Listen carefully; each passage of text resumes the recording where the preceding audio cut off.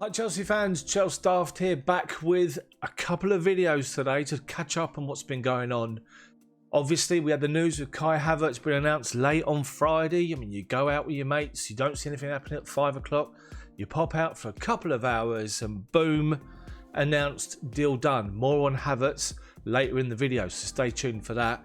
Also going to focus on some comments made about Thiago Silva by Olivier Giroud and by a pundit who isn't exactly that are surprising, I have to say, so stay tuned for that also. But we're going to start the video today with talk of N'Golo Kante, with being linked with a move away, with two clubs interested. We know Inter Milan, but the other one's a surprise.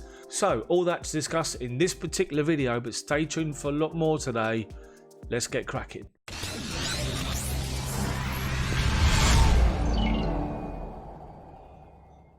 So let's start with N'Golo Kante, and as we've all seen over the last couple of days, there's reports that Chelsea are willing to entertain the idea of selling N'Golo Kante, and it's something that just baffles me, completely baffles me, unless he's injury prone, unless the medical team have come out and said that N'Golo Kante's got a long-term injury that he's going to have to try and manage, which is going to hamper the amount of games that he can play. I can't see any other reason why you'd want to sell N'Golo Kante, who, let's face it, is one of the best in the world at his position, where he plays in the middle of midfield. Either that or he asked for a transfer himself, but there's reports that Inter Milan are preparing to offload 3 or 4 players to try and fund a move for N'Golo Kante, which has come out over the course of this weekend, whereas we only heard a few days ago the president saying there's no interest in N'Golo Kante. Any talk of a move, just forget it. But now it's still about, and it's still apparent. And there's reports that Inter Milan could be offloading the likes of Ivan Perisic, Dalbert Enrique, and João Mario as a minimum of 3 players to try and fund a move for Kante. Antonio Conte is in his job, he's kept his job. And we all know how much he raved about Conte when he was here. He wants to take him to Italy, and he believes he could be someone that could be that extra dimension to his team to take him that bit further and above Juve when it comes to the title race. The thing is, there's also reports appearing over the course of this weekend that if N'Golo Kante is made available for transfer by Chelsea this summer, Manchester United would be interested in coming in and trying to sign him. Whether or not Chelsea would be even willing to entertain the idea of selling one of their best players, albeit injury prone, if that's what they say he is, I'm not saying that he is, nothing's confirmed, it's just speaking hypothetically, they won't sell him to a main rival. It's just a bit strange, this situation. It's sort of an ongoing thing. You hear in 1 minute that Inter Milan don't want him, now they do.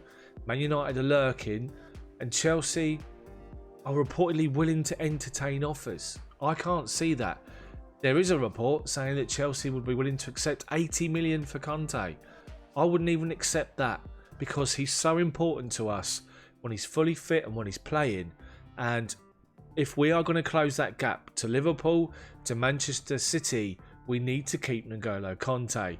Frank Lampard has spoken gleamingly of Kante on numerous occasions, of his importance, of the fact that we need to understand that his body had a little bit of a breakdown, having played so consistently for so long at such a high standard. It was only natural that was going to happen. What we all hope for is N'Golo Kante to have an injury-free season and to flourish under Frank in that central midfield position. Forget your box-to-box nonsense. Put him in that central midfield where he can dictate, dominate and command that area. And when you have him there as that linchpin, you then will have the opportunity for others to go forward, because he is a workhorse that covers such a large area and he's simply outstanding. So for me, you have to keep hold of N'Golo Kante. What do you guys think? Do you agree with me? Do you see what I'm saying? But if he is injury prone, or if the medical team has said there's a long-term injury problem potentially there, would you even sell him, or would you still hold on to him to try and get him involved for the most part in the season? Like, you're willing to accept that he won't play every game, but he'll play the majority of them. Let me know in the comments section below. Smash the like button for me, subscribe to the channel if you haven't done it already. But on to the second part of this video today, and Thiago Silva. So to the signing of Thiago Silva, which is still something that I just think is outstanding. An absolutely outstanding signing for our football club and for our team, with his knowledge, his experience and his quality. And it was interesting to see Olivier Giroud come out while he's away with France, talking of Thiago Silva and the signing, and more on Giroud in other videos featuring today. And he was quoted about Thiago Silva, and he said this: he can bring his experience, his background, his leadership. I think the coach took him for that. Well, we have a lot of young players. He still has his qualities, of course, even like me, he's getting a little older, but I'm sure he'll bring us a lot. He's just going to discover a new league, and I'm sure he'll adapt very quickly. We have a lot of ambitions this year with recruitment, and I hope we can join the race for the title. And that's one thing that Chelsea have lacked. And if you think about the signings that we're making, apart from Thiago Silva, the signings that we're making are young. They're young, they're hungry, but you do need that balance. And you always hear the pundits talking about balance, experience, and particularly Graham Souness on Sky always talks about the fact you cannot buy experience. And at times, last season, you have to say, with the goals we were conceding, it was frustrating. There's times the players are sort of looking around at each other, not really sort of, it wasn't as if they didn't know what to do, but they were just looking around for someone to step up, for someone to be that person, to cajole them, to calm them down, to go again, to encourage them, give them a kick up the backside. As I said in my other videos, I don't think Aspi, that comes naturally to him, and I think he's a perfect vice captain because he sets the example. But when it comes to that bit extra as a captain, you have to look at Thiago Silva and think of Silva, think of Giroud, obviously Jorginho to a point, Kante now. Players that have got experience of this league, players that have got experience at the highest levels, it's going to be key. And Thiago Silva coming in just gives you straight away the benchmark, the focal point, someone that people would look to in their times of need. And that's different to what we had last year. We're all talking about the fact that we have no natural leaders, and you need a team full of leaders, and we were blessed with that team when we had the likes of Lampard, Terry, Cech, Drogba, Ballack, Ashley Cole, Essien. We were literally blessed with the amount of natural born leaders in that team. And you look at the team now, and there actually isn't any, but no one that really stands out. And that's what Silva gives to us.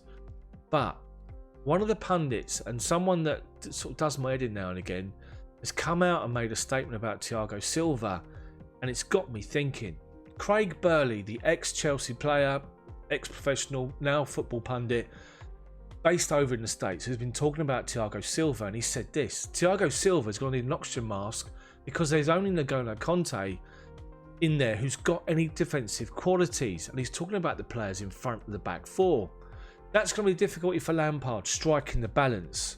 And it got me thinking. He makes a good point. He went on to say this: Mason Mount, who really flourished in the first season of the Premier League, is an attacking player. Kai Havertz played a lot of the season at Leverkusen as a striker, and you add the front three of Werner, Ziyech and Christian Pulisic in, and it's over to you, N'Golo Kante, because nobody else is going to be defending. Striking a balance with Mateo Kovacic or somebody else in there is going to be key. Chelsea had one of their worst seasons defensively last year. They lost a heck of a lot of goals.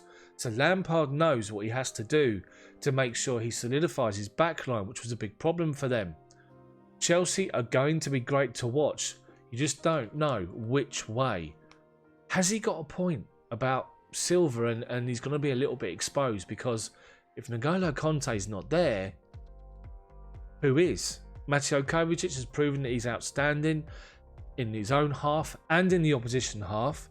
We've got Efan Ampadu, who's making a real claim for a place in the squad to fight for a position either in midfield or at the back. Billy Gilmour is probably still a bit far away to be playing Premier League football week in, week out. So then you're looking at the likes of Jorginho, and we all know his defensive attributes have improved, but they're still not great. Ruben Loftus-Cheek isn't really a defensive-minded player, and nor is Ross Barkley. So has Craig Burley got a point? That's one to consider. So put your comments in the comments section below. Let me know what you think about the new signings. Obviously the experience with Thiago Silva and the fact that with no N'Golo Kante not there, we could still be exposed. Now on to the final point, and that's Kai Havertz. So as we know, the big news on Friday evening, 8 o'clock Friday evening when I was out, is that Kai Havertz has officially signed a 5-year contract and signed for Chelsea. Great signing, great news, and he spoke of his admiration for Frank Lampard, of the fact that he was key when he got in touch with him about a potential deal. And he's such an exciting signing, Kai Havertz. He really, really is. The Chelsea website followed up the announcement with some stats of Kai Havertz. Unfortunately, I can't show you it here, but I can tell you exactly what they were. And one of them was interesting. He said, in the past 5 seasons, there's no outfield player under the age of 21 that has been on the pitch for any longer in any of Europe's 5 big leagues. And that's staggering.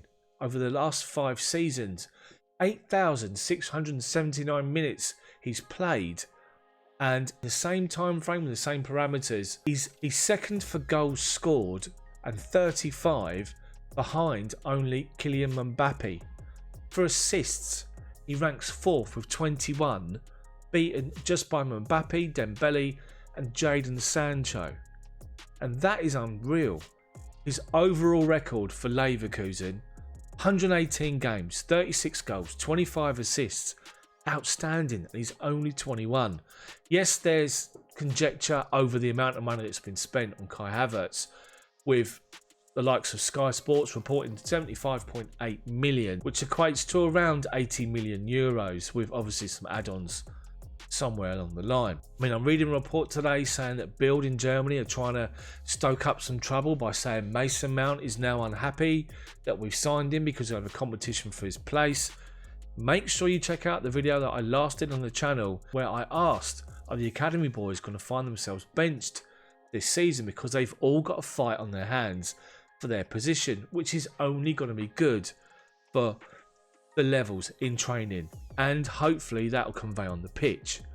But Kai Havertz, such an amazing signing.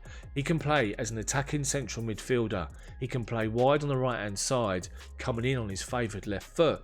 And he can also do a job up top if you need him. I've said it before, that amount of money he's going to have to be playing most weeks. So Mason Mount might actually have real competition and find himself in and out the team more so than he was last year. Hopefully he reacts positive to that, takes his level up to try and get ahead of Havertz, which can only be good, as I said, for the Chelsea team. Let me know what you think about the signing of Kai Havertz. Let me know what you think about the Thiago Silva. And obviously the stories of N'Golo Kante. Hopefully you've enjoyed this first video today. Smash that like button for me. Subscribe to the channel, but make sure you hit the bell for notifications so you're notified my videos come out. There's more coming out today, so make sure you stay tuned. But for this video for now, thank you so much for watching. Make sure you check out the videos linked here for more from the channel. But for now, see you next time.